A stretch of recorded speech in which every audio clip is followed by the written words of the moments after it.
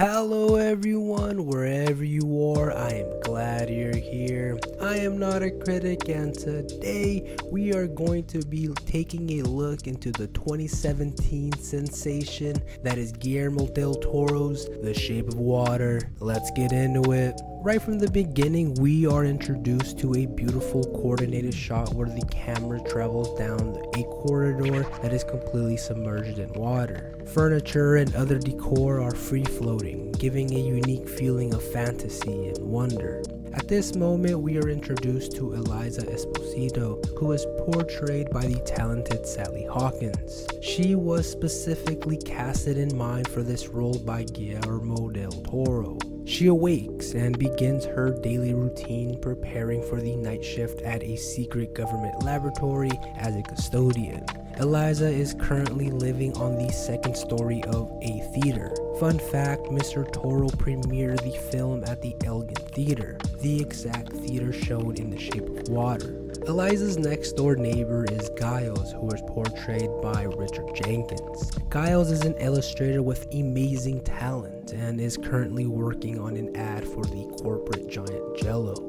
Right away, he gives off such amazing energy whenever he is on screen with Elisa. He also seems to genuinely be interested in films, as he is constantly watching something juicy, and references will frequently pop up throughout The Shape of Water. Getting off the bus and entering the government laboratory, we the audience are introduced to Zelda Fuller, who is the immaculate Octavia Spencer. Zelda is holding a spot for Elisa to clock in before heading off to begin their rounds around the base. Similar to Giles, Zelda holds a solid connection whenever on screen.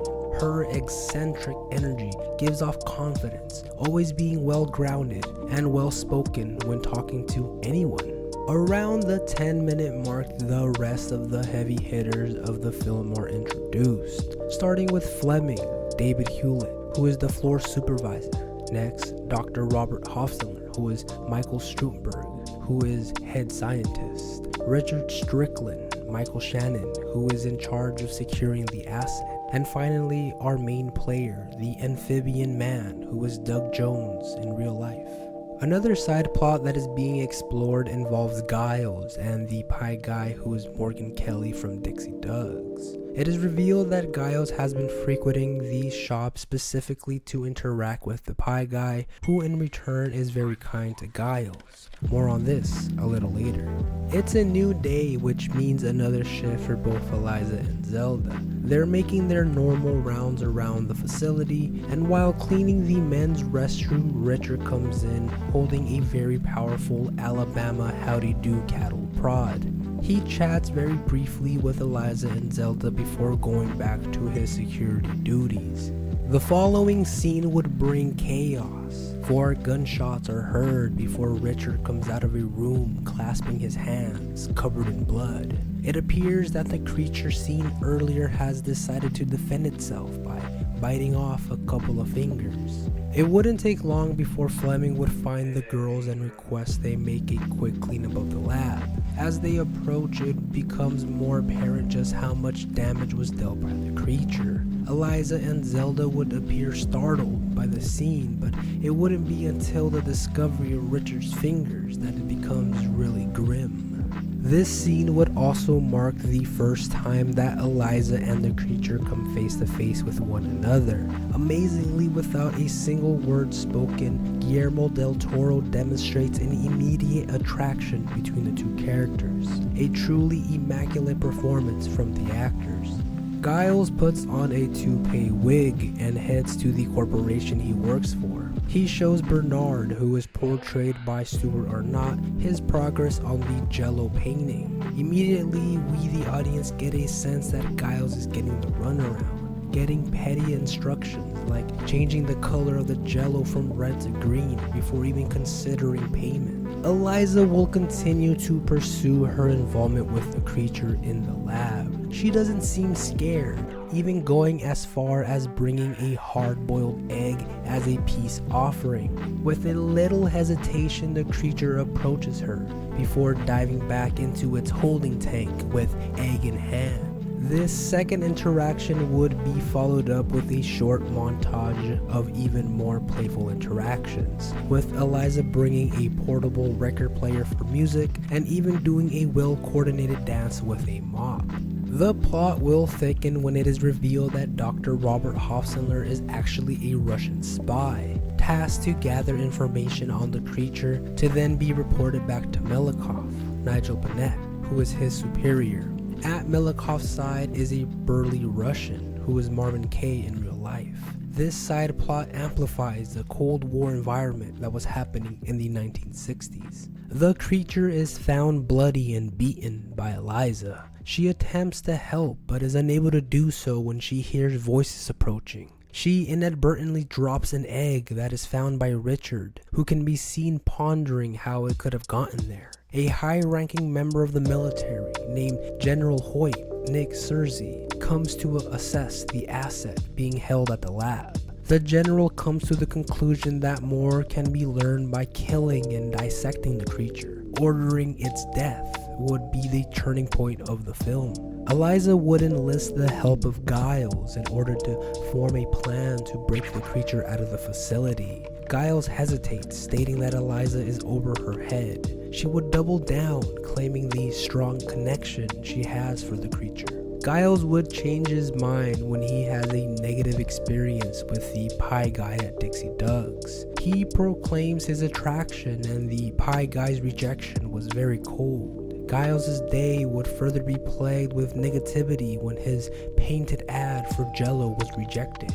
It was at this moment he would help Eliza on saving the individual that brought her happiness. Simultaneously, Dr. Robert Hoffstetler, the Russian spy, is tasked with the elimination of the creature.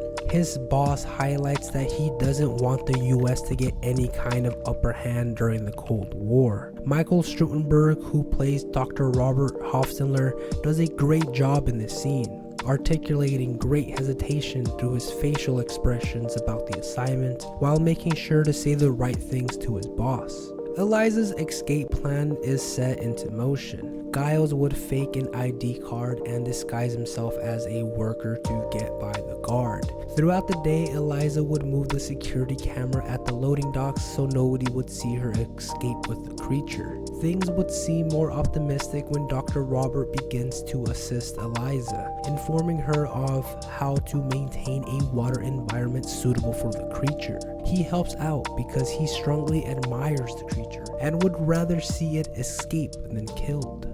It wouldn't take long before Richard's security senses would kick in after spotting Giles at the guard shack in the security camera. He begins to make his way around the facility towards the docks, only to be too late as Giles, Eliza, and the creature were already escaping. October the 10th would be the date set to release the creature into the docks, who will then make its way towards the ocean. This would leave a short window for a very stressed out Richard to try and locate the creature. Over the next couple of days, a full-out investigation was set up by Richard at the government facility. Eliza and Zelda would quickly be ruled out by technicalities, but unfortunately, all eyes would begin to focus on Dr. Robert. Richard would begin to become more and more frantic, all the while dealing with worsening health due to his severed fingers beginning to rot. An interesting side event would occur when Giles was watching over the creature while Eliza went to work. The creature would get hungry and find a meal with one of Giles' cats. During the discovery, the creature would get spooked and scratch Giles. After some time, both would settle the difference.